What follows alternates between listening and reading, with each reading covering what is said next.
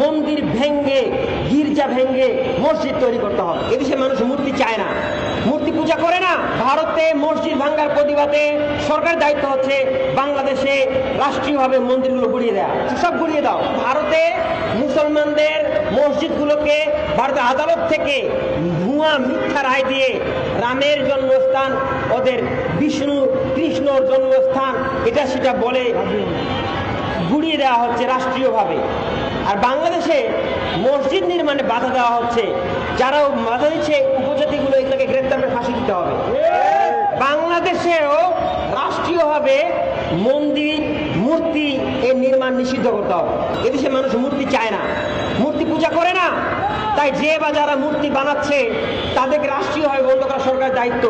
ভারতে মসজিদ ভাঙ্গার প্রতিবাদে সরকারের দায়িত্ব হচ্ছে বাংলাদেশে রাষ্ট্রীয়ভাবে মন্দিরগুলো গুড়িয়ে দেওয়া। কারণ মন্দিরগুলো অনেকগুলো খাস জমিতে আছে, সব গুড়িয়ে দাও। খাস জমিতে যে মূর্তিগুলো আছে এগুলো গুড়িয়ে দাও, এগুলো গুড়িয়ে দেওয়া উচিত। আর আলোচনা অবশ্যই পাহাড়ে, সমতলে, সর্বত্র সব জায়গাতে মন্দির ভেঙ্গে, গির্জা ভেঙ্গে মসজিদ তৈরি করতে হবে।